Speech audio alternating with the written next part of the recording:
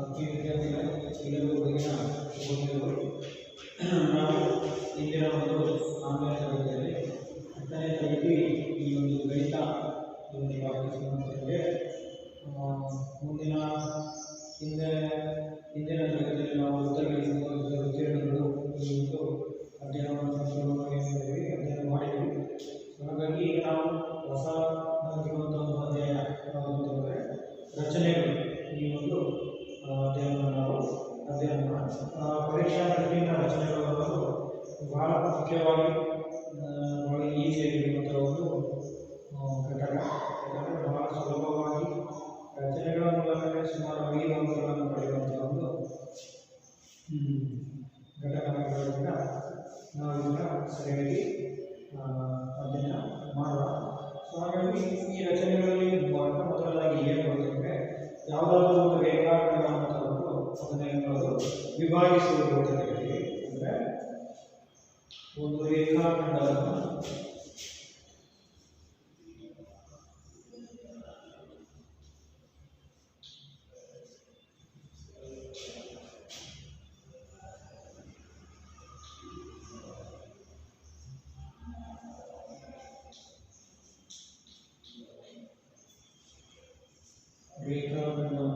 ವಿಭಾಗಿಸುವುದು ಅಂತ ಹೇಳ್ತೀವಿ. ಏನಪ್ಪ ರೇಖಾಖಂಡವನ್ನು ವಿಭಾಗಿಸುವುದು ಅಂತ ಹೇಳಿದ್ರೆ, ಒಂದು ಲೆಕ್ಕವನ್ನು ತಗೊಂಡು ನಾವು ಮಾಡ್ತಾ ಹೋದರೆ ಅದು ಚೆನ್ನಾಗಿ ಕಾಣ್ತಾ ಇರುತ್ತೆ. ಸೊ ಇಲ್ಲಿ ಒಂದು ಲೆಕ್ಕವನ್ನು ತಗೊಂಡು ಏನು ಮಾಡೋಣ ಅಂತ ಹೇಳಿದ್ರೆ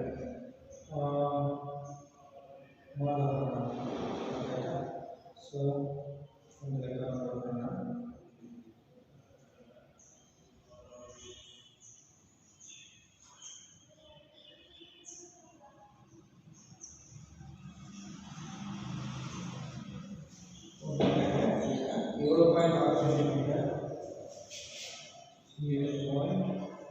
ಸೆಂಟಿಮೀಟರ್ ಉದ್ದವಿರುವ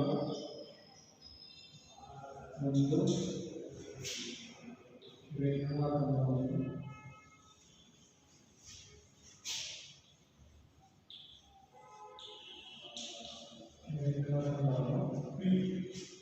ಎಳೆಯಿರಿ ಮತ್ತು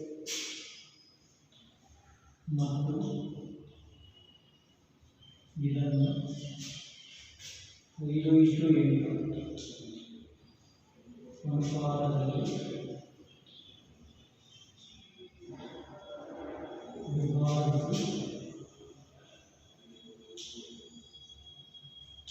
5:8 ಅನುಪಾತದಲ್ಲಿ ವಿಭಾಗಿಸಿ ಎರಡು ಭಾಗಗಳನ್ನು ಅಳೆಯಿರಿ ಅಂತ ಎರಡು ಭಾಗಗಳನ್ನು ಅಳೆಯಿರಿ ಅಂತ ಹೇಳಿದ್ದಾರೆ. ಸೊ ನಾವೇನು ಮಾಡಬೇಕಂತೇಳಿದ್ರೆ, ಇಲ್ಲಿ ಮೊದಲು ಒಂದು ರೇಖಾಖಂಡವನ್ನು ಹೇಳ್ಬೇಕು. ಸೊ ಅದು ಎಷ್ಟು ಸೆಂಟಿಮೀಟರ್ ಇರಬೇಕು ಅಂತ ಹೇಳಿದ್ರೆ 7.6 ಸೆಂಟಿಮೀಟರ್ ಇರಬೇಕು ಅಂತ ಹೇಳಿದ್ದಾರೆ. ಹಾಗಾಗಿ ನಾವೇನು ಮಾಡೋಣ ಅಂತಂದರೆ ಒಂದು ರೇಖಾಖಂಡವನ್ನು ಮಾಡೋದಕ್ಕೆ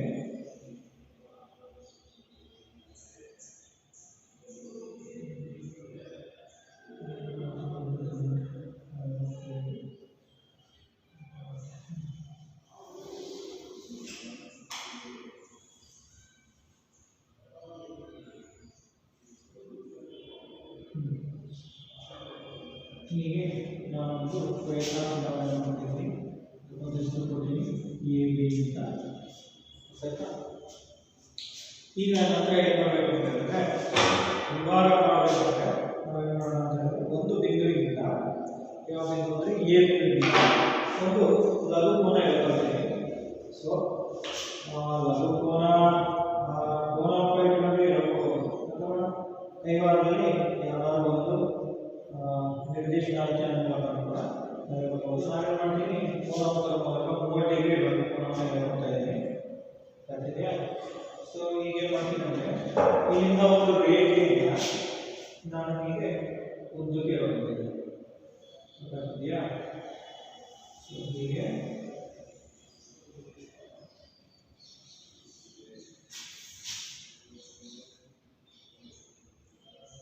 ಸ್ವಲ್ಪ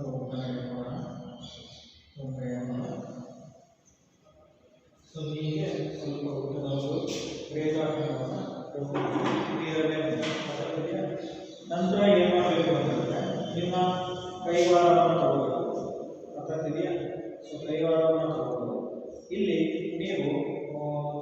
ಸುಮಾರು ಇಷ್ಟಾದರೂ ಎಷ್ಟಾದರೂ ಆಗಲಿ ಒಂದು ಅಳತೆಯನ್ನು ತಗೋಬೇಕಿದ್ರೆ ಗೊತ್ತಾಗ್ತಿದೆಯಾ. ಸೊ ಅಳತೆಯನ್ನು ತಗೊಂಡು ಏನು ಮಾಡೋಣ ಅಂತ ಹೇಳಿದ್ರೆ ಕಂಸಗಳನ್ನು ಕತ್ತರಿಸೋಣ ಮುಖ್ಯವಾಗಿ. ಸೊ ಎಷ್ಟಾಗಿದೆ ನಮ್ಮ ಕೇಳಿದಂಥ 1.5 ಅಥವಾ 1.6 ಈ ಥರ ಎಷ್ಟಾಗಿರ್ಬೋದು ಏನು ಮಾಡ್ತಿದ್ವಿ. ಈಗ ಈ ಥರ ಚಿಕ್ಕ ಚಿಕ್ಕದಾಗಿ ಭಾಗಗಳನ್ನು ಈ ನಾನೇನು ರಚನೆ ಮಾಡಿದ್ರೆ ಆ ಭಾಗಗಳನ್ನು ಈಗ ಕತ್ತರಿಸ್ತೀನಿ. ಎಷ್ಟು ಭಾಗಗಳನ್ನು ನಮಗೆ ಕತ್ತರಿಸಬೇಕು, ಎಷ್ಟು ಅಂಶಗಳನ್ನು ಇಡಬೇಕು ಅಂದರೆ ನೋಡಿ 5:8 ಅಂದರೆ ಕೊನೆಯಲ್ಲಿ ಎಷ್ಟಾಗಿರ್ಬೇಕು 8 ಕತ್ತರಿಸಿದೆಯಾ. ಸೊ ಈಗ 8 ಭಾಗಗಳನ್ನು ಕತ್ತರಿಸಬೇಕು. 1 2 3 4 5 6 7 8 ನೋಡಿ ಹೀಗೆ ಒಟ್ಟು 8 ಭಾಗಗಳನ್ನು ಈಗ ಕತ್ತರಿಸ್ತೀನಿ. ನಂತರ ಏನು ಮಾಡ್ತೀನಿ ಅಂದರೆ ಈ ಭಾಗಗಳಿಗೆಲ್ಲ ಹೆಸರು ಕೊಡ್ತಾರ. ಇದು A1 A2 A3 A4 A5 A6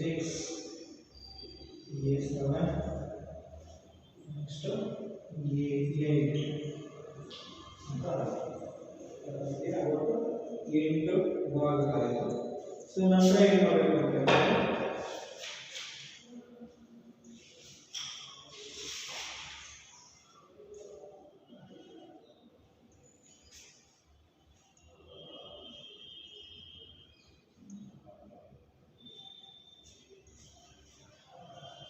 ಇಲ್ಲಿ ಏನು ಮಾಡಬೇಕು ಅಂತ ಹೇಳಿದ್ರೆ 5:8 ಅಂತ ಹೇಳಿದ್ರೆ ಒಟ್ಟು ನಾವು 13 ಭಾಗಗಳನ್ನಾಗಿ ಇದನ್ನ ಡಿವೈಡ್ ಮಾಡಬೇಕಾಗುತ್ತೆ. ಸೊ 8 ಭಾಗಗಳನ್ನ ಸೊ ಅದಕ್ಕೆ ಏನು ಮಾಡೋಣ ಅಂತ ಹೇಳಿದ್ರೆ ಲೆಕ್ಕವನ್ನು ಸ್ವಲ್ಪ ಬದಲಾವಣೆ ಮಾಡೋಣ. ಲೆಕ್ಕ ಬದಲಾವಣೆ ಮಾಡಿಕೊಂಡು ಇಲ್ಲಿ 3:5 ಅಂತ ಮಾಡೋಣ. 3:5 ಅಂತ ಹೇಳಿ ಲೆಕ್ಕ ತಗೋಣ. ಸೊ ಯಾಕಂದರೆ 3 ಭಾಗಗಳು 1 ಭಾಗ ಇಲ್ಲಿ ಸ್ವಲ್ಪ ಭಾಗಗಳಿದ್ದಾರೆ. ಸೊ ಎಷ್ಟು 3:5 ಅಂತ ಮಾಡ್ತಾರೆ. ಸೊ 3:5 ಮಾಡಿಕೊಂಡು 8 ಯಾಕೆ ಮಾಡಿದೆ ಅಂತ ಹೇಳಿದ್ರೆ ನೋಡಿ ಅಲ್ಲಿ 3 ಇದೆ 5 ಇದೆ ಅದನ್ನು ಕೂಡಬೇಕು. ಕೂಡಿದ್ರೆ ಎಷ್ಟು ಬರುತ್ತೆ 8 ಬರುತ್ತೆ. ಸೊ ಹಾಗಾಗಿ 8 ಭಾಗಗಳಾಗಿ ವಿಭಾಗ ಮಾಡ್ತೀವಿ. ಸೊ ನಂತರ ಏನು ಮಾಡಬೇಕು ಅಂದರೆ ಸ್ಕೇಲ್ ತಗೋಬೇಕು. ಸ್ಕೇಲ್ ತಗೊಂಡು ಏನು ಮಾಡ್ತಾರೆ ಅಂತ ಹೇಳಿದ್ರೆ ಈ 8ನೇ ಭಾಗ ಏನಿದೆಯಲ್ಲ, ಸೊ ಈ 8ನೇ ಭಾಗವನ್ನು ಈ ಒಂದು ಬಿ ಏನು ಮಾಡಬೇಕು ಸೇರಿಸಬೇಕು. ಸೊ ಹೀಗೆ 8ನೇ ಭಾಗ ಎ ಮತ್ತೆ ಬಿ ಅನ್ನು ಏನು ಮಾಡಬೇಕು ಸೇರಿಸಬೇಕು. ಸೊ ಈ ಥರ ಸೇರಿಸ್ತೀವಿ. ಸೇರಿಸಾದ್ಮೇಲೆ ಏನು ಮಾಡಬೇಕು ಕೈವಾರವನ್ನು ತಗೊಂಡು ಗೊತ್ತಾಗ್ತಿದೆಯಾ. ಸೊ ಕೈವಾರವನ್ನು ತಗೊಂಡು ನೋಡಿ ಹೀಗೆ ಇವು A7 ಮತ್ತು A7 ಮತ್ತು A8 ಅದಕ್ಕಿಂತ ಸ್ವಲ್ಪ ಜಾಸ್ತಿ ಇರಬೇಕು. ಅದಕ್ಕಿಂತ ಸ್ವಲ್ಪ ಜಾಸ್ತಿ ಇರಬೇಕು. ಸೊ ಹೀಗೆ ಒಂದು ಕಂಸವನ್ನು ಎಳೆಯಬೇಕು. ಗೊತ್ತಾಗ್ತಿದೆಯಾ. ಸೊ ಹೀಗೆ ಒಂದು ಕಂಸವನ್ನು ಎಳೆಯಬೇಕು. ಈಗ ನೋಡಬೇಕು ಇದು A8 ಅನ್ನು ಸೇರಿಸಿದ್ದೀನಿ. ಈಗ ಉಳಿದದ್ದು ಏನಪ್ಪ ಅಂದರೆ ನೋಡಿ 3:5 ಅಂತಿದೆ. 3 ಅಂತ ಹೇಳಿದ್ರೆ A3 A1 A3. ಸೊ ಈಗ ನಾವು A3 ಹತ್ರ ಬರಬೇಕು. ಸೊ A3 ಹತ್ರ ಬಂದು ಸೊ A3 ನಾನು ಹೇಳಿದ್ದೀನಲ್ಲ ಈಗ ಈ ಕಂಸವನ್ನು ಹೇಳಿದ್ದೀನಲ್ಲ ಅಷ್ಟೇ ಇಟ್ಕೊಂಡು ಇಲ್ಲಿ ಏನು ಮಾಡಬೇಕು ಅಂದರೆ ಈ ಥರ ಒಂದು ಕಂಸವನ್ನು ಎಳಿಬೇಕು. ಮತ್ತೆ ಇಲ್ಲಿ ಎಷ್ಟು ಹೇಳಿದ್ರು ಕಂಸ ಅಷ್ಟೇ ಇದೆ ಇಲ್ಲೂ ಕಾಣಬೇಕು. ಈಗ ನಂತರ ಯಾವ ಥರ ಸೇರಿಸಬೇಕು ಅಂದರೆ ಇಲ್ಲಿ ನೋಡಿ ಈ ಒಂದು ಬಿಂದುವಿನಲ್ಲಿ ಈ ಬಿಂದುವಿನಲ್ಲಿ ಇಟ್ಕೊಂಡು ಈ ಕಂಸ ಇರುವಾಗ ರೇಖೆಗೆ ಎಲ್ಲಿಗೆ ಕತ್ತರಿಸಿದೆ ಇಲ್ಲಿ ಕತ್ತರಿಸಿದೆಲ್ಲ. ಸೊ ಇಷ್ಟನ್ನ ನಾವು ಈ ಕೈವಾರದಲ್ಲಿ ತಗೋಬೇಕು. ಸೊ ಈ ಭಾಗವನ್ನು ಇಷ್ಟು ಒಂದು ಎಷ್ಟು ಇರುತ್ತೆ ಅಷ್ಟನ್ನು ನಮ್ಮ ಕೈವಾರದಲ್ಲಿ ನಾವು ತಗೋಬೇಕು. ತಗೊಂಡು ಇಲ್ಲಿ A2 ಮತ್ತು A3 ಮತ್ತು A ಕತ್ತರಿಸಿದೆಲ್ಲ ಇಲ್ಲಿ ಇಟ್ಕೊಂಡು ಅದೆಷ್ಟು ಅರ್ಧ ಅಷ್ಟನ್ನ ಈ ಕೈವಾರದಲ್ಲಿ ಸೆಟ್ ಮಾಡಿಕೊಂಡು ಈಗ ಒಂದು ಕಂಸವನ್ನು ಎಳೆಯುತ್ತೆ. ಗೊತ್ತಾಗ್ತಿದೆಯಾ. ಕಂಸ ಇರೋದ್ರ ಮೇಲೆ ಒಂದು ಬಿಂದು ಸಿಗುತ್ತೆ.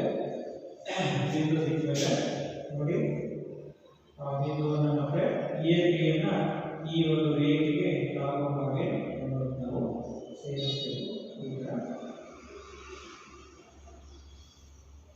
ನೋಡಿ ಹೀಗೆ ಸೇರಿಸಬೇಕು. ಅರ್ಥಾಗಿದೆಯಾ? ಸೇರಿಸಿದ ಮೇಲೆ ಅದು ಬಿ ಆಯಿತು, ಇದು ಬಿ ಡ್ಯಾಶ್ ಅಥವಾ ಸಿ ಅಂತ ನಾವು ತಗೋಬಹುದು. ಅದಕ್ಕೆ ಸಿ ಅಂತ ಹೇಳಿ ನಾನು ಗುರುತಿಸ್ತೀನಿ. ಈಗ ನೋಡ್ಕೊಳ್ಳಿ, ಈಗ ಇದು ಮೂರು ಇಷ್ಟು 5 ಅನುಪಾತದಲ್ಲಿ ವಿಭಾಗಿಸಬೇಕು. ಈಗ ಏನು ಮಾಡಬೇಕು ಅಂದರೆ ಎ ಸಿ ಮತ್ತು ಬಿ ಸಿಯನ್ನು ಅಳತೆ ಮಾಡಬೇಕು. ಅಳತೆ ಮಾಡಿದ್ರೆ ಅದು 7.5 3ರ ಅನುಪಾತದಲ್ಲಿರಬೇಕು. ಇದೆಷ್ಟು ಇರಬೇಕು? 5ರ ಅನುಪಾತದಲ್ಲಿ ಇರಬೇಕು. ಈ ಅನ್ನೋದನ್ನ ನಾವು ನೋಡಿ ಇದೆಷ್ಟಿದೆ ಅಂತ ಹೇಳಿದ್ರೆ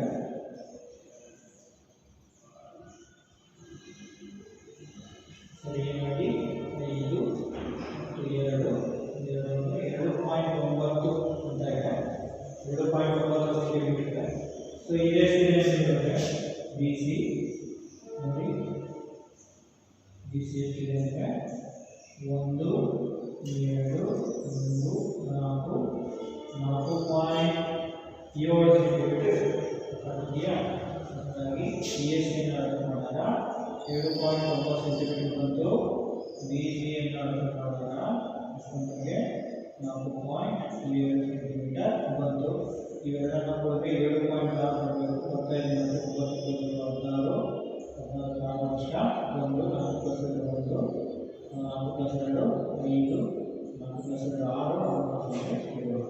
ಹಾಗಾಗಿ ಎರಡನ್ನು ಕೊಟ್ಟರೆ ಎಷ್ಟು ಸೆಂಟಿಮೀಟರ್ ಕೊಟ್ಟಾಗ 7.6 ಸೆಂಟಿಮೀಟರ್ ಗೊತ್ತಾಗಿದೆ. ಅರ್ಥಾಗಿದೆಯಾ?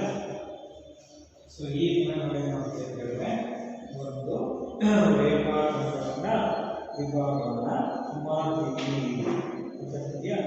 ಈ ಥರ ನಾವು ರೇಖಾಖಂಡನ ವಿಭಾಗಿಸ್ತೀವಿ. ಇದು ಪರೀಕ್ಷಾ ದೃಷ್ಟಿಯಿಂದ ಬಹಳ ಮುಖ್ಯವಾಗಿರೋದು. ಸೊ ಮೊದಲಿಗೆ ನಾವು ಏನು ಮಾಡಬೇಕು ಅಂತಂದರೆ ಎಷ್ಟು ಸೆಂಟಿಮೀಟರ್ ರೇಖಾಖಂಡ ಹಾಕಿದ್ರೆ ಅಷ್ಟು ಸೆಂಟಿಮೀಟರ್ ರೇಖಾಖಂಡ ತೆಗೆದುಕೊಳ್ಳಬೇಕು. ನಂತರ ಇಲ್ಲಿ ಆರೋಗ್ಯದಲ್ಲಿ ಒಂದು ಕೋನವನ್ನು ಹೇಳ್ಕೊಳ್ಳುವ ರೀತಿ ಒಂದು ಉದ್ದನಾಗಿರುವಂಥ ರೇಖಾಖಂಡವನ್ನು ಹಾಕಿಕೊಂಡು ಅದನ್ನು ಒಟ್ಟು ಅನುಪಾತ ಎಷ್ಟಿದೆ ನೋಡಿಕೊಂಡು ಅದರಷ್ಟು ಏನು ಮಾಡಬೇಕು, 2 ಕಂಸಗಳನ್ನು ಕತ್ತರಿಸಿಕೊಂಡು ಕೊನೆಯ ಭಾಗ ಏನಿದೆ ಅದನ್ನು ಸೇರಿಸಬೇಕು. ಕೊನೆಯ ಬಿಂದು ಸೇರಿಸಿಕೊಂಡು ನಂತರ ಏನು ಮಾಡಬೇಕು, ಕಂಸಗಳನ್ನು ಕತ್ತರಿಸಿ ಇಲ್ಲಿ 3ನೇ ಭಾಗಕ್ಕೆ ಕಂಸಗಳನ್ನು ಕತ್ತರಿಸಿ ಅದನ್ನು ಸೇರಿಸಿದ್ರೆ ನಮಗೆ ಇಲ್ಲಿ ಅದನ್ನು ಅಳತೆ ಮಾಡಬೇಕು. ಅದರಲ್ಲಿ ಇಷ್ಟು ಬರುತ್ತೆ. ದತ್ತ ರೇಖಾಖಂಡದ ಉದ್ದ ಎಷ್ಟಿರುತ್ತೋ ಅಷ್ಟು ಸಿಗುತ್ತೆ. ಈಗ ಇನ್ನೊಂದು ಬಹಳ ಮುಖ್ಯವಾಗಿರುವಂತಹ ಏನಪ್ಪ ಅಂತಂದರೆ ತ್ರಿಭುಜಗಳ ರಚನೆ. ಇದು ಪರೀಕ್ಷಾ ದೃಷ್ಟಿಯಿಂದ 3 ಅಂಕಗಳಿರುವಂಥ ಪ್ರಶ್ನೆ. ಖಂಡಿತವಾಗಿ ಒಂದು ಲೆಕ್ಕ ಬಂದೇ ಬರುತ್ತೆ. ಈಗ ಏನು ಮಾಡೋಣ ನಾವು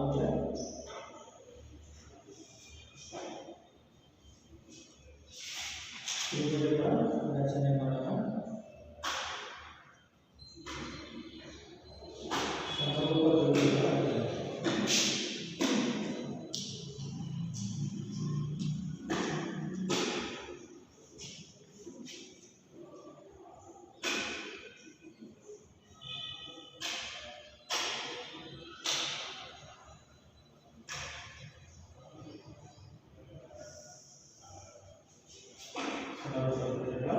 ರಚನೆ ಮಾಡಬೇಕು. ಸೊ ಯಾವ ಥರ ಅಂತಂದರೆ ಒಂದು ತ್ರಿಭುಜದ ಇದನ್ನು ಅಳತೆಯನ್ನು ಇಟ್ಕೊಂಡು ಒಂದು ತ್ರಿಭುಜ ರಚನೆ ಮಾಡಿ ಅದಕ್ಕೆ ಸಮರ್ಪವಾದ ಮತ್ತೊಂದು ತ್ರಿಭುಜವನ್ನು ಅವುಗಳ ಬಾಹುಗಳ ಅನುಪಾತ ಎಷ್ಟಿರಬೇಕು ಅವರು ಕೊಟ್ಟಿರ್ತಾರೆ. ಆ ಅನುಪಾತವನ್ನು ಮೂಲಕ ನಾವು ಮಾಡಬೇಕು, ರಚನೆಯನ್ನು ಮಾಡಬೇಕು. ಸೊ ಅಲ್ಲಿಗೆ ಒಂದು ಲೆಕ್ಕವನ್ನು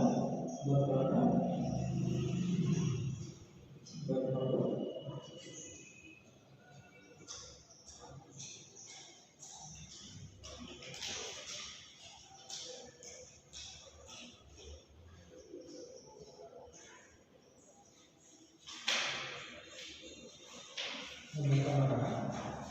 सेंटीमीटर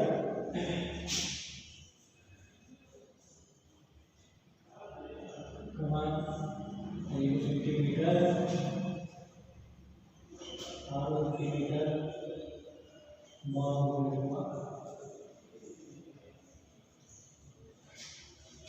ಒಂದು ತ್ರಿಭುಜ ರಚಿಸಿ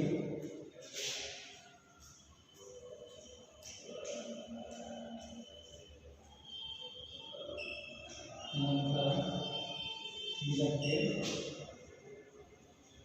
ಮರುಪವಾದ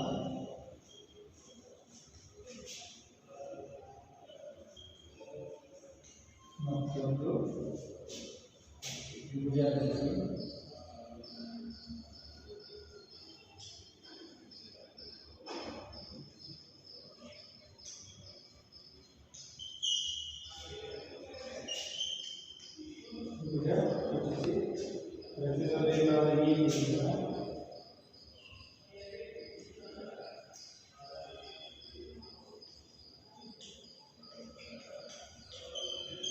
ರಚಿಸಬೇಕಾದ ಈ ಬಾಹುಗಳು ಮೊದಲು ರಚಿಸಿದ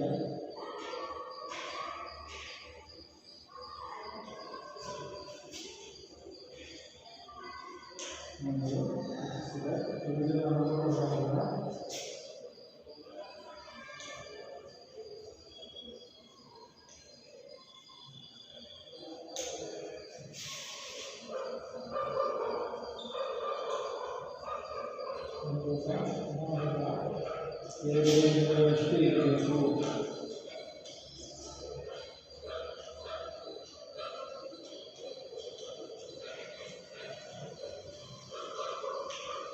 ಇದು ಗೊತ್ತಿಲ್ಲ ಒಂದು ನಾವೇನು ಮಾಡಬೇಕು ಅಂತಂದರೆ ಮೊದಲು 4 ಸೆಂಟಿಮೀಟರ್ 5 ಸೆಂಟಿಮೀಟರ್ 6 ಸೆಂಟಿಮೀಟರ್ ಒಂದು ತ್ರಿಭುಜವನ್ನು ರಚನೆ ಮಾಡಬೇಕು. ಸೊ ಇದರಲ್ಲಿ 4 ಸೆಂಟಿಮೀಟರ್ 5 ಸೆಂಟಿಮೀಟರ್ 6 ಸೆಂಟಿಮೀಟರ್ ಯಾವುದಾದ್ರೂ ಒಂದನ್ನು ನಾವು ಪಾದ ಅಂತ ಹೇಳಿ ನೋಡಬೇಕು. ಸೊ ಇದರಲ್ಲಿ ಸ್ವಲ್ಪ ಜಾಸ್ತಿ ಸೆಂಟಿಮೀಟರ್ ಜಾಸ್ತಿ ಉದ್ದ ಭಾಗ ಯಾವುದು ಅದನ್ನು ನಾವು ಪಾದ ಅಂತ ತಗೊಂಡ್ರೆ ನಮಗೆ ರಚನೆ ಮಾಡೋದಕ್ಕೆ ಸ್ವಲ್ಪ ಅನುಕೂಲ ಆಗುತ್ತೆ. ಸೊ ಹಾಗಾಗಿ ನಾನು ಏನು ಮಾಡ್ತಿದ್ದರೆ 6 ಸೆಂಟಿಮೀಟರ್ ಭಾಗವನ್ನು ಪಾದ ಅಂತ ಹೇಳಿ ತಗೊಳ್ತೀನಿ.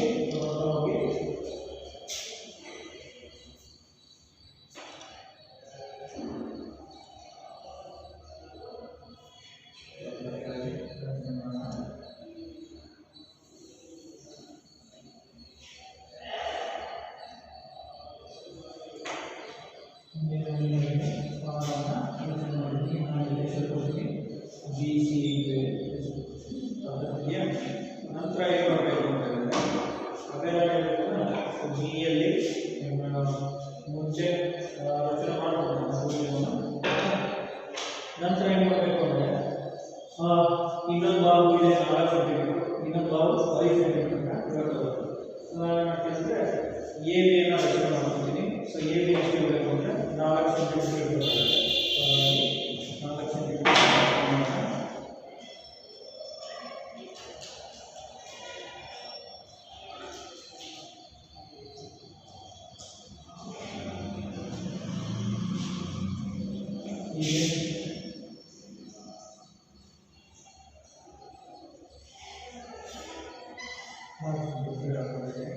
ಸೊ ನಂತರ ಏನು ಮಾಡಬೇಕು ಅಂದರೆ ಇನ್ನೊಂದು ಭಾಗ ಎಷ್ಟು ಸೆಂಟಿಮೀಟರ್ 5 ಸೆಂಟಿಮೀಟರ್ ಅಂತ ಹೇಳ್ತೀನಿ.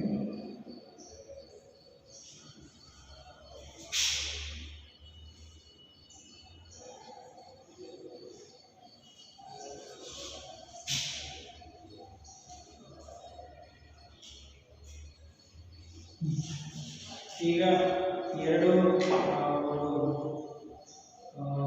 ಭಾಗಗಳು ಎರಡು ಕಂಸಗಳು ಎಲ್ಲಿ ಸೇರಿದಾಗ ನೋಡಬೇಕು. ಈ ಬೀಜಗಳನ್ನು ಸೇರಿದಾಗ ಅದರಿಂದ ನಿರ್ಮಾಣ ಈ ಬೀಜಗಳನ್ನು ಮತ್ತು ಸಿ ಬೀಜಗಳನ್ನು ಸೇರ್ತಾ ಹೋಗೋಣ. ಹೀಗೆ ಸೇರ್ತದೆ ಸೇರಿಸಬೇಕಾಗುತ್ತೆ.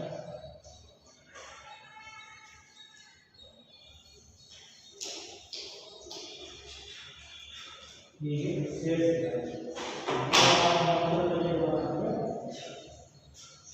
ಈ ಒಂದು ಬಿ ಅನ್ನೋ ಬಿಂದು ಇಲ್ಲಿ ಏನು ಮಾಡ್ತಾರೆ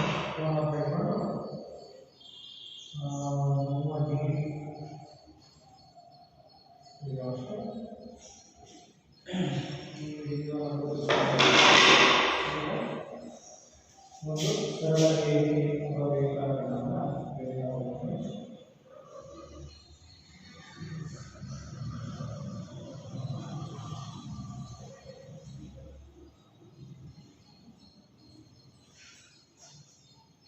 ಈ ಒಂದು ರೇಖೆಯನ್ನು ನಾವು ಹೇಳ್ತೀವಿ. ಸೊ ಎರಡಾದ್ಮೇಲೆ ಬರೋದು ಅಂತಂದ್ರೆ ಎರಡಾದ್ಮೇಲೆ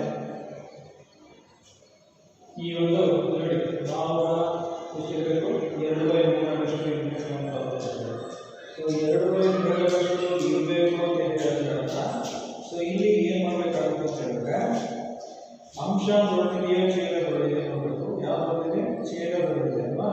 ಸೊ ಛೇದ ದೊಡ್ಡದಿರೋದ್ರಿಂದ ನಾವಿಲ್ಲಿ ಎಷ್ಟು ಭಾಗಗಳಾಗಿ ವಿಭಾಗ ಮಾಡಬೇಕಂದ್ರೆ ಛೇದ 3 ಭಾಗ ಇದೆ. ಅದರಲ್ಲಿ 3 ಭಾಗಗಳಾಗಿ 3 ಕಂಸಗಳನ್ನು ಕತ್ತರಿಸಬೇಕು. ನಾವು ಸ್ವಲ್ಪ 3 ಕಂಸಗಳನ್ನು ಕತ್ತರಿಸ್ತೀವಿ. 1 2 3. ಸೊ ಈ 3 ಕಂಸಗಳನ್ನು ಕತ್ತರಿಸಿದ್ವಿ. ಕತ್ತರಿಸಿದ್ರೆ ಇವಕ್ಕೆ ಹೆಸರನ್ನು ಕೊಡಬೇಕು. ಇದನ್ನು ನಾನು B1 ಅಂತ ತಗೊಳ್ತೀನಿ, ಇದು B2, ಇದು B3, B1 B2 ಮತ್ತು B3 ಅಂತ ತಗೊಂಡಾದ್ರೆ ನೆಕ್ಸ್ಟ್ ಏನು ಮಾಡಬೇಕು, ಸ್ಕೇಲ್ ತಗೊಂಡು ನೋಡಿ 2/3 ಅಂತ ಹೇಳಿದ್ರೆ 2/3 ಬಾರಿಸಿದ್ರೆ ನೋಡಿ ಛೇದ ದೊಡ್ಡದಿದೆ ಅಂಶ ಇದೆ. 2/3 ತಗೊಂಡ್ರೆ ಅದರ ಅನುಪಾತ 1ಕ್ಕಿಂತ ಕಡಿಮೆ ಬರುತ್ತೆ. ಎಷ್ಟಕ್ಕಿಂತ 1ಕ್ಕಿಂತ ಕಡಿಮೆ ಬರುತ್ತೆ. ಅಂದ್ರೆ ನಾವು ರಚನೆ ಮಾಡಬೇಕಾದ ಸಮರೂಪ ತ್ರಿಭುಜ ಈ ತ್ರಿಭುಜಕ್ಕಿಂತ ಚಿಕ್ಕದಾಗಿರುತ್ತೆ ಅಂತ ಗೊತ್ತಾಯ್ತಾ. ಈ ತ್ರಿಭುಜಕ್ಕಿಂತ ಚಿಕ್ಕದಾಗಿರುತ್ತೆ ಅಂದರೆ ಈ ತ್ರಿಭುಜದ ಒಳಗಡೆ ಬರುತ್ತೆ ಅದಕ್ಕೆ. ಹಾಗಾಗಿ ನಾವು ಏನು ಮಾಡ್ಕೊಂಡ್ರೆ B3 ಈ ಒಂದು ಸಿ ಏನಿದೆಯಲ್ಲ ಅದಕ್ಕೆ ಸೇರಿಸಬೇಕು. ಸೇರಿಸಿದ್ರೆ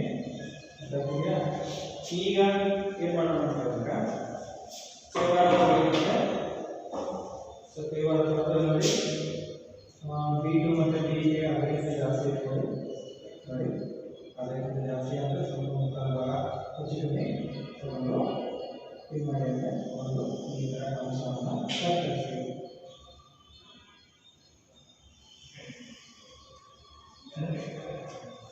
ನೋಡಿ ಹೀಗೆ ಒಂದು ಅಂಶವನ್ನು ಕತ್ತರಿಸ್ತೀವಿ. ಆನಂತರ ಏನು ಮಾಡ್ತೀವಿ ಅಂತ ಹೇಳಿದ್ರೆ ನೋಡಿ ಭಾಗಗಳ ಎಷ್ಟಿರಬೇಕು 2/3 ಎಷ್ಟಿರಬೇಕು. ಈ 3ನೇ ಒಂದು ಭಾಗವನ್ನು ಸೇರಿಸ್ಬಿಟ್ಟಿದ್ವಿ. ಈ ಉಳಿದ ಯಾವುದು 2ನೇ ಭಾಗ B2. ಸೊ B2ನಲ್ಲಿ ಏನು ಮಾಡಬೇಕಂದ್ರೆ ಮತ್ತೆ ನೋಡಿ ಈ ಒಂದು ಕಂಸವನ್ನು ಯಾವ ಮಾಡಿದ್ರಲ್ಲ ಸೊ ಅದರಷ್ಟೇ ಅಳತೆನ B2ನಲ್ಲಿ ಇಟ್ಕೊಂಡು ಅದರದೇ ಆಗಿರುವಂಥ ಅದರಷ್ಟೇ ಅಳತೆ ಒಂದು ಕಂಸವನ್ನು ಈ ಥರ ಕತ್ತರಿಸ್ತೀವಿ. ಕತ್ತರಿಸ್ತೀವಿ. ಸೊ ಕತ್ತರಿಸಿದ ಮೇಲೆ ನೆಕ್ಸ್ಟ್ ಏನು ಮಾಡೋಣ ಅಂದರೆ ನೋಡಿ ಈ ಒಂದು B2 ಮತ್ತು B3 ನಡುವೆ ಇರುವ ಕಂಸ ಎಷ್ಟಿದೆಯೋ ಅಷ್ಟನ್ನು ಕೈವಾರದಲ್ಲಿ ಇಡಬೇಕೀಗ. ನೋಡಿ ಹೀಗೆ ನೋಡಿ B2 ಮತ್ತು B3 ಎಷ್ಟಿದೆಯೋ ಅಷ್ಟನ್ನು ನಾವು ಕೈವಾರದಲ್ಲಿ ಈಗ ಅಳತೆ ಮಾಡಬೇಕು. ಅಳತೆ ಮಾಡಿಕೊಂಡು ಇಲ್ಲಿ ಇಡಬೇಕು. B1 ಮತ್ತು B2 ಮಧ್ಯ ಎಲ್ಲಿ ಸೇರಿಸಿದ್ದೀರ ಅಲ್ಲಿಟ್ಕೊಂಡು ಈ ಅಳತೆ ಎಷ್ಟಿತ್ತಲ್ಲ ಇರುತ್ತೆ ಅಷ್ಟು ಅಳತೆನ ಇಲ್ಲಿ ಇಟ್ಕೊಂಡು ಏನು ಮಾಡಬೇಕು ಹೀಗೆ ಕತ್ತರಿಸಬೇಕು. ಗೊತ್ತಾಗ್ತದೆ. ಕತ್ತರಿಸಿ ಆದಮೇಲೆ ಸ್ಕೇಲ್ನ ಸಹಾಯದಿಂದ ನೋಡಿ B2 ಅಂತ ಏನಿದೆ ಸೊ B2 ಅನ್ನು ಮತ್ತೆ ಈ ಒಂದು ಈ ಕಂಸೆಪ್ಟ್ನ ಹೀಗೆ ಸೇರಿಸಿ ಆಯ್ತಾ. ಈಗ ನೋಡಿ ಸಿ ಆಗಿತ್ತು, ಇದು ಸಿ ಆಗಿದೆ.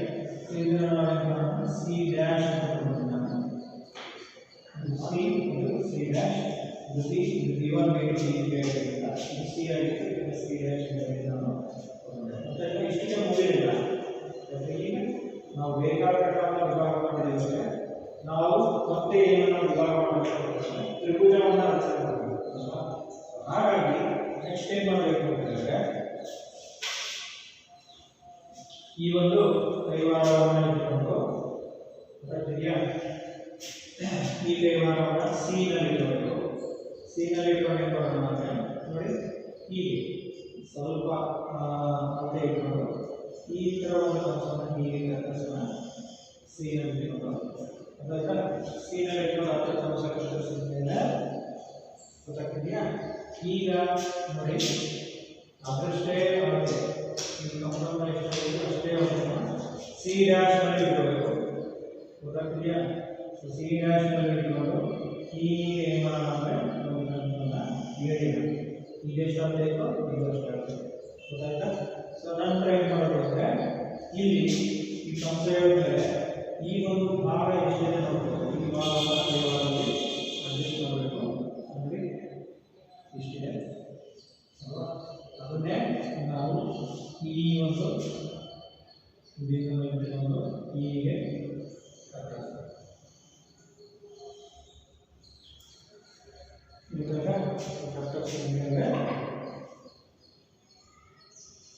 ಚೇಂಜ್ ಮಾಡೋದು ಇದನ್ನು ಕೂಡ ಹೀಗೆ ಸೇರಿಸಬೇಕು ಸಿ ಡ್ಯಾಶ್ ಇದು ಎ ಇತ್ತು ನಾನು ಎ ಡ್ಯಾಶ್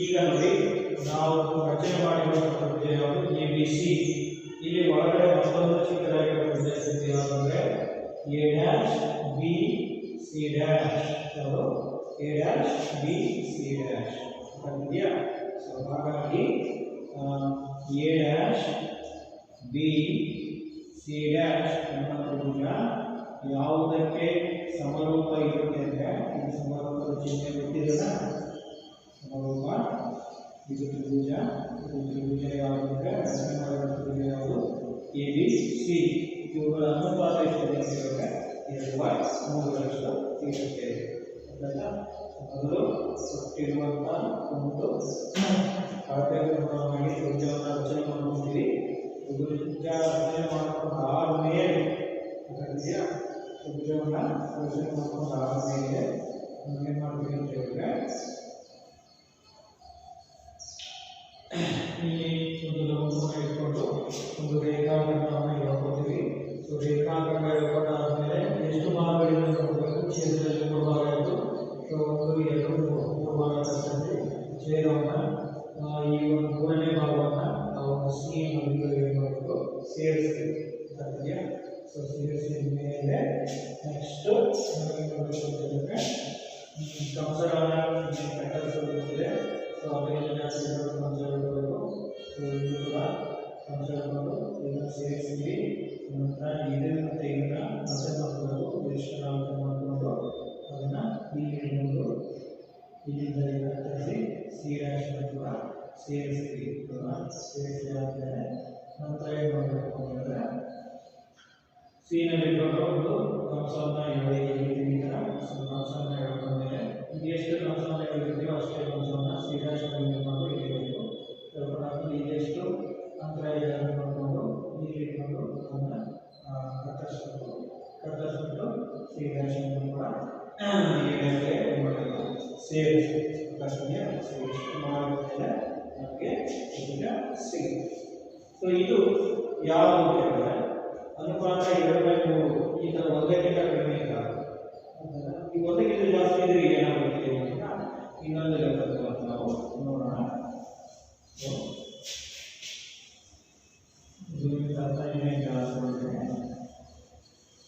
ಇನ್ನೊಂದು ಲೆಕ್ಕ ಮಾಡೋಣ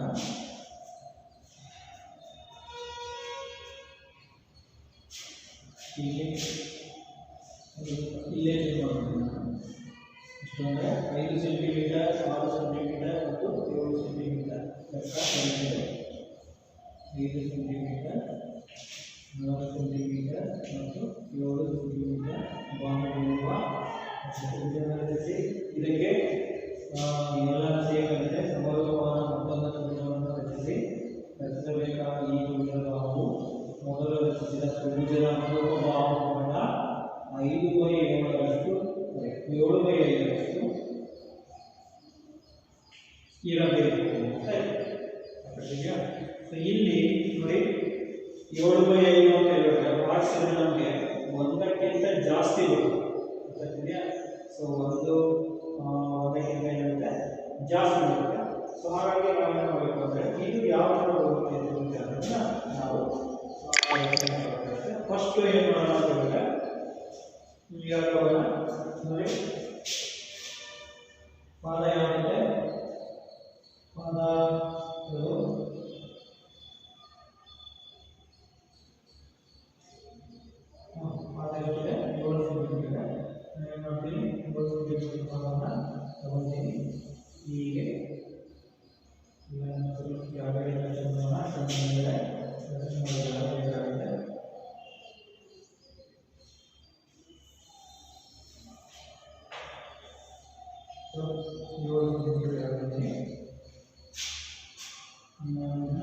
ಎ ಬಿ ಅಂತ ತಗೊಳ್ತೀನಿ ಅಥವಾ ಬಿ ಸಿ ಅಂತ ತಗೊಳ್ತೀನಿ ಬಿ ಸಿ ಆಯಿತಾ. ಸೊ ನೆಕ್ಸ್ಟ್ ಏನು ಮಾಡೋಣ ಅಂತಂದರೆ ಬಿ ಸಿ ಆಯಿತು.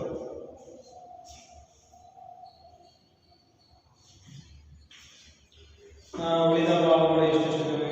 ಇನ್ನೊಂದು ಭಾಗ 5 ಸೆಂಟಿಮೀಟರ್ ಇದೆ, 5 ಸೆಂಟಿಮೀಟರ್ ತನಕ. ಇನ್ನೊಂದು 6 ಸೆಂಟಿಮೀಟರ್ ಇದೆ, 6 ಸೆಂಟಿಮೀಟರ್ ತನಕ.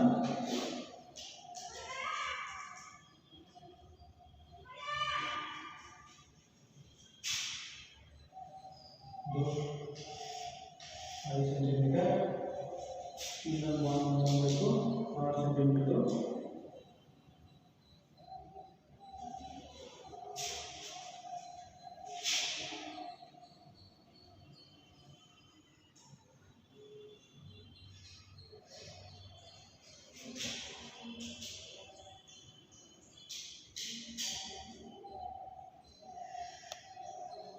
ठीक है,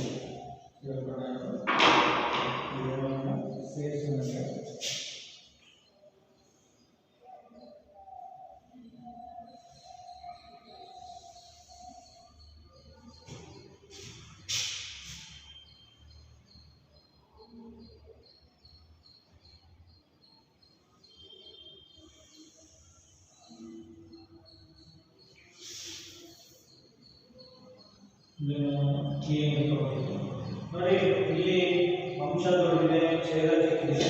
ಸೊ ಹಾಗಾಗಿ ಏನಾಗುತ್ತೆ ಅಂತ ಹೇಳಿದ್ರೆ ಬರುವಂತ ತ್ರಿಭುಜ ಈ ದತ್ತ ತ್ರಿಭುಜಕ್ಕಿಂತ ದೊಡ್ಡದಾಗಿರುತ್ತೆ. ಹಾಗಾಗಿ ನಾವು ನೋಡಿಕೊಂಡ್ರೆ ಕೊಟ್ಟಿರುವಂತ ತ್ರಿಭುಜವನ್ನು ಎಕ್ಸ್ಟೆಂಡ್ ಮಾಡಬೇಕು ಅಂತ ಇದೆಯಾ. ಎಕ್ಸ್ಟೆಂಡ್ ಅಂದರೆ ಸ್ವಲ್ಪ ಭಾಗಗಳು ಉದ್ದವಾಗಿ ಹೋಗಬೇಕು ಹೀಗೆ. ಸೊ ಇದನ್ನು ಕೂಡ ನಾನು ಮಾಡ್ತೀನಿ, ಉದ್ದ ಮಾಡ್ಕೊತೀನಿ.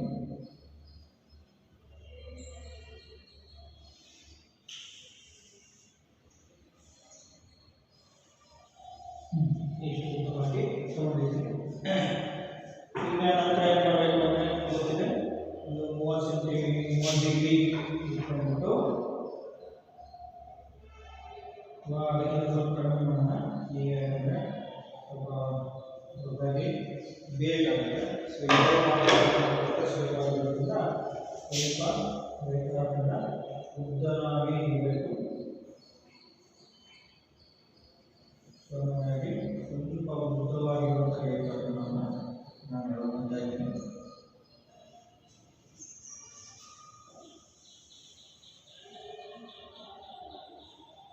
ಹೀಗೆ ಉದ್ದವಾಗಿರುವಂಥ ರೇಖಾಖಂಡವನ್ನು ಹೇಳ್ಕೊಂಡಿದ್ದೀನಿ. ನಂತರ ಏನು ಮಾಡಬೇಕು ಅಂದರೆ ನೋಡಿ, ಇಲ್ಲಿ ಭಾಗಗಳ 7 ಇಟ್ಕೊಂಡ್ರೆ 7 ಭಾಗಗಳನ್ನಾಗಿ ಮಾಡಬಹುದು. ದೊಡ್ಡ ಭಾಗಗಳಲ್ಲಿ 7 ಇರ್ತದೆ. ಸೊ 7 ಭಾಗವಾಗಿ ಅಂಶಗಳನ್ನು ವ್ಯತ್ಯಾಸಗೊಳ್ಳಬೇಕು. ನೋಡಿ ಇದು 1 2 3 4 5 6 ಎಷ್ಟು 7. ನೋಡಿ 7 ಭಾಗಗಳಾಗಿ ನಾನು ಕಲಿಸ್ತೀನಿ. ಪ್ರತಿಯೊಂದು ಅಂಶಗಳಿಗೆ ಹೆಚ್ಚಿನ ಕೊಡ್ತೀನಿ. ಇದು B1 B2 B3 B4 B5 B6 B7 ಒಟ್ಟು 7 ಅಂಶಗಳನ್ನು ಕತ್ತರಿಸಿದ್ದೀನಿ. ಸೊ ನಂತರ ಏನು ಮಾಡಬೇಕು ಅಂದರೆ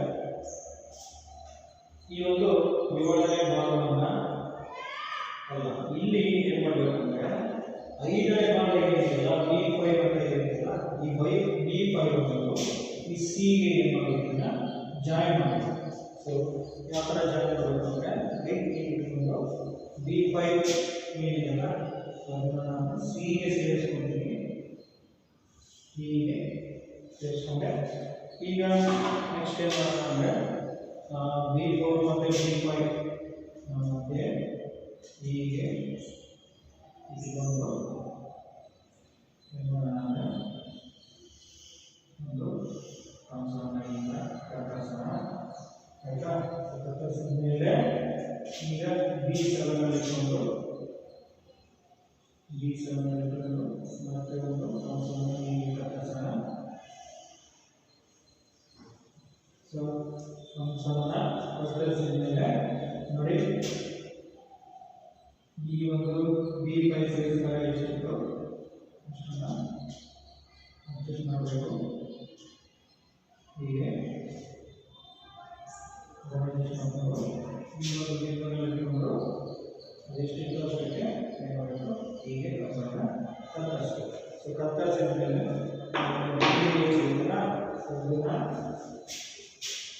ಹೀಗೆ ಜಾಯಿನ್ ಮಾಡ್ತಾ ಹೋಗಬೇಕು. ಹೀಗೆ ಸೇರಿಸಿದೆ ನಾನು ನೋಡಿ. ಹೀಗೆ ಸೇರಿಸಿದ್ದೇನೆ. ಈ ಒಂದು ಬಿಂದು ಏನಿರುತ್ತಲ್ಲ ಇದನ್ನು ನಾನು ಏನು ಮಾಡ್ತೀನಿ, ಸಿ ಡ್ಯಾಶ್ ಅಂತ ಬರ್ತೀನಿ. ಸಿ ಡ್ಯಾಶ್ ಅಂತ ಅಷ್ಟಕ್ಕೆ ಅಲ್ಲಿಗೆ ಸಿ ಡ್ಯಾಶ್ ಅನ್ನೋದು ಸಿ ಗಿಂತ ಏನಾಯ್ತು ಅಂದರೆ ಹೊರಭಾಗಕ್ಕೆ ಬಂತು. ಯಾಕೆ ಹೊರಭಾಗಕ್ಕೆ ಬಂತು ಅಂದರೆ ಅನುಪಾತ 7/5 ಅನುಪಾತ 7/5 ಅಂದರೆ ಅರ್ಥ ಏನಪ್ಪ ಅಂದರೆ ಇದು ದತ್ತತ್ರಿಭುಜಕ್ಕಿಂತ ದೊಡ್ಡದಾಗಿರುತ್ತೆ ಶಿವಲೋಕತ್ರಿಭುಜ ಅಂತ ಗೊತ್ತಾಯ್ತಾ. ನಂತರ ಮತ್ತೆ ಕೈವಾರವನ್ನು ತಗೊಳ್ಳಿ. ಸೊ ಕೈವಾರ ತಗೊಂಡು ನೋಡಿ ಸಿ ಯಲ್ಲಿ ಇಟ್ಕೊಂಡು ಇಲ್ಲೇ ಸಿ ನಲ್ಲಿ ಇಟ್ಕೊಂಡು ಏನು ಮಾಡಿದರೆ ಒಂದು ನಿರ್ದಿಷ್ಟ ಆಗ್ತದೆ ಒಂದು ಎಷ್ಟೋ ಈಗ ಒಂದು ಅಂಶವನ್ನು ಹೇಳಿದೆ ಗೊತ್ತಾಯ್ತಾ. ಈ 7 ಅಂಶವನ್ನು ಹೇಳಿದೆ. ಅಲ್ಲಿ ಎಷ್ಟು ಅಳತೆ ಇಟ್ಕೊಂಡು ಅಂಶವನ್ನು ಹೇಳಿದ್ರು ಅಷ್ಟೇ ಅಳತೆಯನ್ನು ಸಿ ಡ್ಯಾಶ್ ನಲ್ಲಿ ಇಟ್ಕೋಬೇಕು. ಸಿ ಡ್ಯಾಶ್ ನಲ್ಲಿ ಕೂಡ ಇಟ್ಕೋಬೇಕು. ಹೀಗೆ ನೋಡಿ ಸಿ ಡ್ಯಾಶ್ ನಲ್ಲಿ ಇಟ್ಕೊಂಡಾಯ್ತು ಮತ್ತೆ ಅಂಶವನ್ನು ಎರಡು ಕೂಡ ಆಯಿತು. ನಂತರ ಏನು ಮಾಡೋದಂದ್ರೆ ಈ ಒಂದು ಅಳತೆಯನ್ನು ಏನು ಮಾಡಬೇಕು ಅಂದರೆ ಕೈವಾರದಲ್ಲಿ ಅಡ್ಜಸ್ಟ್ ಮಾಡಬೇಕು. ನೋಡಿ ಇಷ್ಟು ಕರೆಕ್ಟಾಗಿ ಕಾಣ್ತಾ ಇದೆಯಾ. ಇಷ್ಟಿದೆ. ಇಷ್ಟನ್ನು ಅಡ್ಜಸ್ಟ್ ಮಾಡಿ ಅದನ್ನು ಈ ಬಿಂದುವಿನಲ್ಲಿ ಇಟ್ಕೊಂಡು ಹೀಗೆ ಕಟ್ ಮಾಡಿ ಆಯಿತಾ. ಕಟ್ ಮಾಡಿದ ಮೇಲೆ ಒಂದು ಬಿಂದು ಏನಿದೆಯಲ್ಲ ಆ ಬಿಂದುವನ್ನು ಸ್ಕೇಲ್ ಸಹಾಯದಿಂದ ಯಾವ AB ರೇಖೆಯನ್ನು ನಾವು ರೂಪಿಸಿರುವಾಗ AB ರೇಖೆಯನ್ನು ಸ್ವಲ್ಪ ದೂರವಾಗಿ ರೂಪಿಸಿದ್ವಿ. ಕರೆಕ್ಟಾಗಿ ಆ ಬಿಂದು ಆ ರೇಖೆಯನ್ನು ಎಲ್ಲಿ ಕತ್ತರಿಸುತ್ತೋ ಎಲ್ಲಿ ಹೋಗಿ ಸಂಧಿಸುತ್ತೋ ಇಲ್ಲಿವರೆಗೂ ಉದ್ದನಾಗಿ ಬರ್ತೀವಿ. ಹೀಗೆ ನೋಡಿ ನೋಡಿ ಈ ಮೂಲಕ ಬಂದಿದೆ. ಸೊ ಈ ಡ್ಯಾಶ್ ನೋಡಿ. ಈಗ ನಮಗೆ ಇಲ್ಲಿ ದೊಡ್ಡದಾಗಿರುವ ಉದ್ದೇಶಕ್ಕೆ ಅಂದರೆ A dash B C dash ಅನ್ನೋದು ಎ ಬಿ ಸಿ ಗಿಂತ ಏನಾಗಿದೆ ದೊಡ್ಡದಾಗಿದೆ. ಎ ಬಿ ಸಿ ಗಿಂತ ದೊಡ್ಡದಾಗಿದೆ. ಯಾಕೆ ಅಂದರೆ ಅವುಗಳ ಅನುಪಾತ ಎಷ್ಟಿದೆ 7/5 ಅನುಪಾತ ಎಷ್ಟಿದೆ 7/5 ಅನುಪಾತ 7/5 ಅಂತ ಹೇಳಿದ್ರೆ ಅದರ ಅರ್ಥ ಅದು ದತ್ತತ್ರಿಭುಜದ ಹೊರಭಾಗಕ್ಕೆ ಬರುತ್ತೆ. ದತ್ತತ್ರಿಭುಜಕ್ಕಿಂತ ಏನಾಗಿದೆ ಹೊರಭಾಗಕ್ಕೆ ಬರುತ್ತೆ ಎಂದು ಅದರ ಅರ್ಥ ಗೊತ್ತಾಗ್ತಿದೆಯಾ. ಹಾಗಾಗಿ ಏನು ಬರೀತಾರೆ therefore ತ್ರಿಭುಜ ಎ ಡ್ಯಾಶ್ ಬಿ ಮತ್ತೆ A dash B C dash ಸಮರೂಪ ತ್ರಿಭುಜ ಎ ಬಿ ಸಿ ಅಂತ ಬರೀತೀವಿ. ಮತ್ತೆ ಅವುಗಳ ಭಾಗಗಳ ಅನುಪಾತ ಕೂಡ ಎಷ್ಟಾಗುತ್ತೆ 7/5 ಆಗುತ್ತೆ ಅನ್ನೋದನ್ನ ನಾವು ಸರಿಯಾಗಿ ಅರ್ಥ ಮಾಡಬೇಕು. ಗೊತ್ತಾಯ್ತಾ. ಸೊ ಮೊದಲಿಗೆ ಮತ್ತೆ ನಾವು ಮಾಡಿ 7 ಸೆಂಟಿಮೀಟರ್ ಏನು ಮಾಡಿದೆ ಒಂದು ಭಾಗವನ್ನು ಹೇಳ್ಕೊಂಡ್ವಿ. ಆಮೇಲೆ ದತ್ತ ಬಾಹುಗಳ ಅನುಸಾರವಾಗಿ ತ್ರಿಭುಜವನ್ನು ಹೇಳ್ಕೊಂಡ್ವಿ. ಆನಂತರ ಏನು ಮಾಡಿದ್ರೆ ಈ ಅನುಪಾತ ಕೊಡಬೇಕು. ಚಿಕ್ಕದಿದೆಯಾ ದೊಡ್ಡದಿದೆಯಾ, ಒಂದಕ್ಕಿಂತ ಚಿಕ್ಕದ ಒಂದಕ್ಕಿಂತ ದೊಡ್ಡ. ಒಂದಕ್ಕಿಂತ ಚಿಕ್ಕದಾದರೆ ನಾವು ರಚನೆ ಮಾಡಿರೋ ತ್ರಿಭುಜದ ಒಳಗಡೆ ಬರುತ್ತೆ ಸಮರೂಪ ತ್ರಿಭುಜ. ಒಂದಕ್ಕಿಂತ ಜಾಸ್ತಿ ಇದ್ದರೆ ನಾವು ರಚನೆ ಮಾಡಿರೋ ತ್ರಿಭುಜದ ಹೊರಭಾಗಕ್ಕೆ ಬರುತ್ತೆ. ಸೊ ಇದು ಒಂದಕ್ಕಿಂತ ಜಾಸ್ತಿ ಇದೆ, ಹಾಗಾಗಿ ರಚನೆ ಮಾಡಿರೋ ತ್ರಿಭುಜದ ಹೊರಭಾಗಕ್ಕೆ ಬರಬೇಕು. ಸೊ ಹಾಗಾಗಿ ನಾವು ಏನು ಮಾಡಿದ್ದೀವಿ ಅಂತ ಹೇಳಿದ್ರೆ ಇಲ್ಲೊಂದು ಲಘುಕೋನವನ್ನು ಹೇಳ್ಕೊಂಡು ಬೇಕಾಗುತ್ತೆ ಇದ್ದೀನಿ. ನಂತರ ಎಷ್ಟು 7 ಭಾಗ ಇರುತ್ತೆ 7 ಭಾಗಗಳನ್ನು ಕೂಡ ನಾವು ಮಾಡಿದ್ವಿ ಎಳ್ಕೊಂಡ್ವಿ. 7 ಭಾಗ ಎಳ್ಕೊಂಡಾದ್ಮೇಲೆ 7ನೇ ಭಾಗವನ್ನು ಸಿ 5ನೇ ಭಾಗವನ್ನು ಸಿಗೆ ಸೇರಿಸಿದ್ವಿ. ಒಂದೇ ಭಾಗವನ್ನು ಸಿ ಡ್ಯಾಶ್ ಸೇರಿಸಿ ಅಂಶಗಳನ್ನು ಇಟ್ಕೊಂಡು ನಂತರ ಸಿ ಇಟ್ಕೊಂಡು ಅಂಶದಲ್ಲಿ ಸಿ ಡ್ಯಾಶ್ ಇಟ್ಕೊಂಡು ಇದೆಷ್ಟಿತ್ತು ಅಷ್ಟನ್ನೇ ಅಂಶವನ್ನು ಇಟ್ಕೊಂಡು ಈ ಭಾಗವನ್ನು ಈ ಭಾಗಕ್ಕೆ ಕರೆಕ್ಟಾಗಿ ಜೋಡಿಸಿ ಈ ಸಿ ಡ್ಯಾಶ್ನ ಎ ಡ್ಯಾಶ್ಗೆ ಸೇರಿಸಿದ್ವಿ. ಅಲ್ಲಿ ನಮಗೆ ಒಂದು ಸೊಲ್ಯೂಷನ್ ಸಿಕ್ತು. ಹಾಗಾಗಿ ಈ ವಿದ್ಯಾರ್ಥಿಗಳು ಇದಕ್ಕೆ ನಾವು ರಚನೆಗಳನ್ನು ಕಲಿತೀವಿ. ಇನ್ನು ಮುಂದಕ್ಕೆ ಇನ್ನು ವೃತ್ತಗಳ ಮೇಲಿನ ರಚನೆಗಳಿವೆ. ಆ ವೃತ್ತಗಳ ಮೇಲಿನ ರಚನೆಗಳನ್ನು ಮುಂದಿನ ತರಗತಿಯಲ್ಲಿ ಅಧ್ಯಯನ ಮಾಡೋಣ. ಸೊ ಎಲ್ಲರಿಗೂ ಧನ್ಯವಾದ.